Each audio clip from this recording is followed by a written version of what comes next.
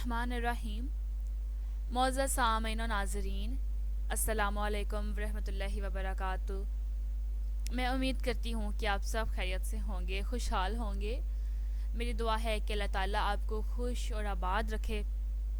آج کی میری اس ویڈیو کا موضوع ہے اعلیٰ ظرف۔ اس سے پہلے کہ میں ویڈیو کے موضوع کو تفصیل سے بیان کروں، تمام ناظرین جو میرے چینل پر نئے ہیں ان سے گزارش ہے کہ چینل کو سبسکرائب کر دیں اور بیل آئیکن کو پریس کر دیں تاکہ اپلوڈ ہونے والی ہر نئی ویڈیو کا نوٹیفیکیشن آپ کو مل جائے۔ تو ویڈیو کا موضوع ہے اعلیٰ ظرف۔ حقیقت نہایت تلخ ہوتی ہے جس کا سامنا کرنا بہت دشوار گزار مرحلہ ہوتا ہے۔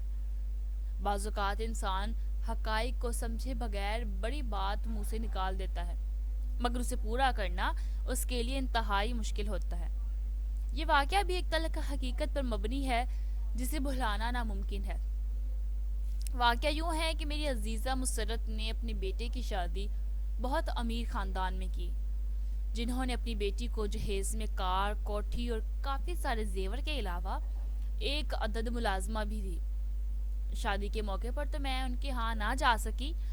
جب کئی ماہ بعد میرا مسرت کے گھر جانا ہوا تو مجھے معلوم ہوا کہ مسرت کی بہو جہیز میں ایک عدد ملازمہ بھی لائی ہے۔ میں مسرت کے ساتھ بات چیت میں مصروف تھی کہ ایک چھوٹی سی بچی جس کی عمر تقریباً 7 یا 8 سال کے لگ بھگ تھی، چائے لے کر آ گئی۔ مسرت نے مجھے بتایا کہ یہ وہی لڑکی ہے جو میری بہو کے ساتھ جہیز میں آئی ہے۔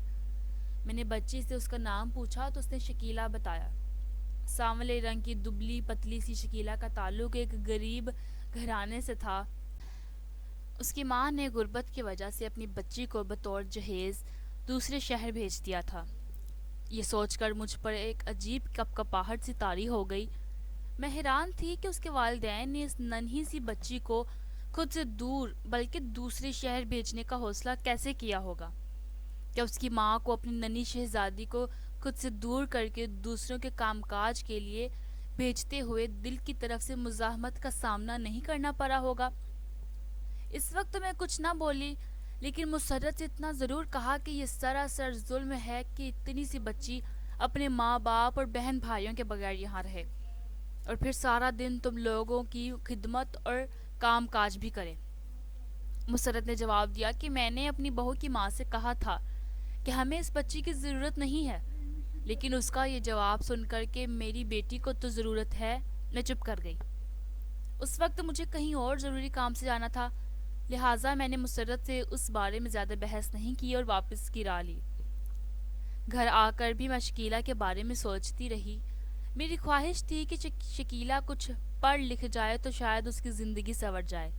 اس کے پیش نظر میں چند دن کے بعد دوبارہ مسرت کے ہاں گئی۔ شکیلہ اس وقت برتن دھو رہی تھی۔ میں نے غور سے دیکھا اس کے ہاتھوں کو تو مجھے اس پر بڑا ترس آیا۔ وہ ننھے ننھے ہاتھ جن میں کھلونے ہونے چاہیے تھے، سارا دن کام کرنے اور مشقت اٹھانے کی وجہ سے ابھی سے کھردرے دکھائی دے رہے تھے۔ مجھے دیکھ کر مسرت نے اپنی بیٹی ارم سے کہا کہ آنٹی کے لیے چائے بناؤ اور شکیلہ کو بازار سے کچھ سودا لانے کا کہہ کر میرے ساتھ دوسرے کمرے میں آ گئی۔ ہم باتوں میں مصروف تھیں کہ مسرت کی بہو شازمہ شکیلہ شکیلہ پکارتی ہوئی کمرے میں داخل ہوئی۔ مجھے دیکھ کر شازمہ نے سلام کیا اور اپنی ساس سے شکیلہ کے بارے میں پوچھنے لگی۔ اتنی دیر میں شکیلہ بھی بازار سے آ چکی تھی۔ شازمہ شکیلہ کو دیکھ کر کہنے لگی، تم بہت سست ہو، جلدی جلدی ہاتھ چلایا کرو۔ میں کب سے تمہیں تلاش کر رہی ہوں اور تم ہو کہ کہیں دکھائی ہی نہیں دیتی۔ میں نے شازمہ سے کہا، بچی ہی تو ہے، وہ بیچاری کتنا کام کر سکتی ہے۔ مسرت کو شاید میری بات اچھی نہیں لگی، اس نے میری بات کا کوئی جواب نہیں دیا۔ شکیلہ یہ سب سن رہی تھی۔ وہ کہنے لگی کہ خالہ جان، میں بیچاری نہیں ہوں، میں اچھا خاصا کماتی ہوں۔ باجی کی امی نے میری امی کو میری کمائی کے 12,000 دیے تھے، اسی لیے میں ان کے ساتھ یہاں کام کرنے اپنی مرضی سے آئی ہوں، مجھ پر کوئی زور زبردستی نہیں ہے، اس نے اپنی انگلی لہراتے ہوئے جواب دیا۔ شکیلہ کی یہ بات سن کر میں نے کچھ سوچا اور کہا، اگر میں تمہاری امی کو 15,000 روپے دے دوں تو کیا تم میرے ساتھ میرے گھر چل سکتی ہو؟ میں تمہیں پڑھاؤں گی بھی اور تم سے زیادہ کام بھی نہیں لوں گی۔ میری بات سن کر شکیلا ایک دم کھل اٹھی، مگر دوسرے ہی لمحے اس کا چہرہ بجھ سا گیا۔ اس کی یہ بدلتی کیفیات دیکھ کر میں نے حیران ہوتے ہوئے اس سے پوچھا، کیا ہوا؟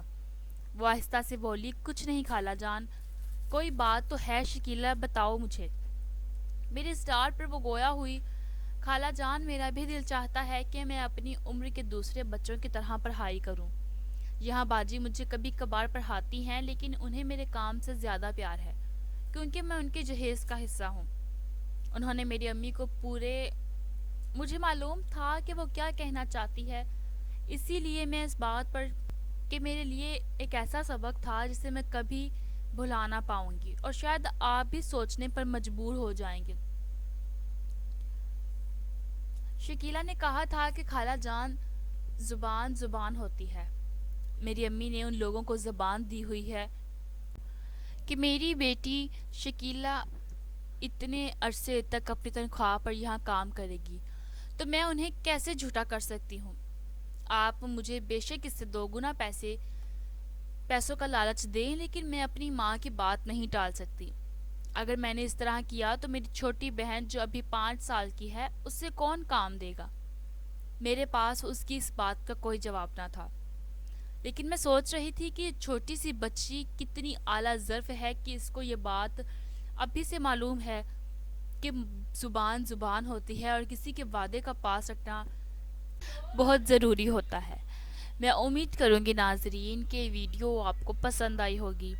اگر ویڈیو آپ کو اچھی لگی ہو تو لائک، شیئر اور کمنٹ ضرور کیجیے گا، اور کائنڈلی چینل کو سبسکرائب کر دیں اور بیل آئیکن کو پریس کر دیں تاکہ میری اپلوڈ ہونے والی ہر نئی ویڈیو کا نوٹیفیکیشن آپ کو فوراً مل جائے اور آپ دیکھ سکیں۔ اپنی دعاؤں میں یاد رکھیں۔ اللہ حافظ۔